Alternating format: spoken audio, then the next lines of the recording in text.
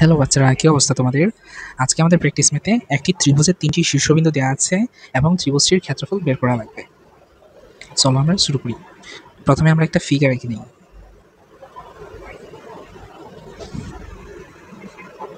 এখানে এবিসি ত্রিভুজের ৩টি শীর্ষবিন্দু দেওয়া আছে। শীর্ষবিন্দুগুলোকে আমরা একটু চিহ্নিত করে ফেলি।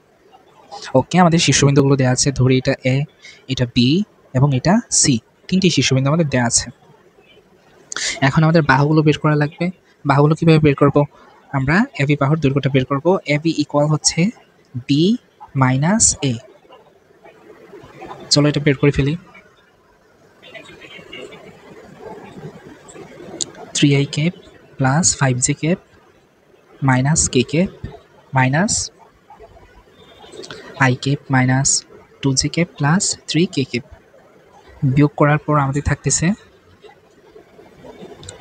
2i cap plus 7j cap minus 4k cap। সেমভাবে বিসি ভেক্টরের মান বের করব। বিসি হচ্ছে সি মাইনাস বি।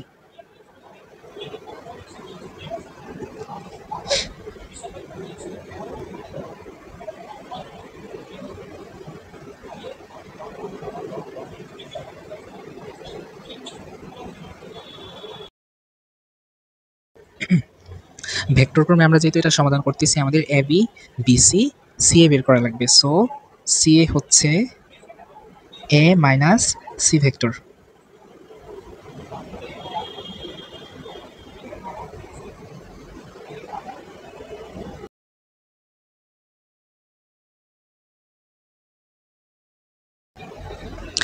এখন আমাদের ত্রিভুজ এবিসি এর ক্ষেত্রফলটা বের করা লাগবে।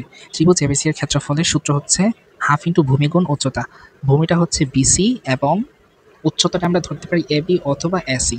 আমরা এখানে এসি নিলাম।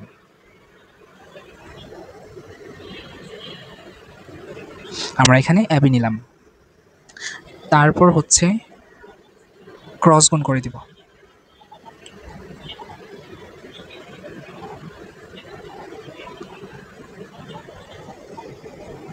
বিসির মানগুলো এখানে বসাবো -1, -2, -3। আমরা মূলত সহগগুলো এখানে বসাচ্ছি। তারপর এবি এর মানগুলো এখানে বসাই দিব। 2, 7, -4। ক্রস গুণফল করব এবং আমাদের ফলাফলটা থাকতেছে -29i cap plus 10j cap plus 3k cap। ত্রিভুজ এবিসি এর ক্ষেত্রফলটা আমরা ভেক্টর ফর্মে পেলাম। এখন পিওর মানটা যখন বের করব, আমাদের ভেক্টরটা এখানে তুলে দিতে হবে। দেন আমরা লিখতে পারি √29 whole square plus 10 square plus 3 square equal থাকতেছে 5/2 √38 স্কোয়ার ইউনিট। এখানে স্কোয়ার ইউনিটটা সবসময় ইউজ করা লাগবে, কারণ আমরা ক্ষেত্রফলটা এখানে নির্ণয় করছি।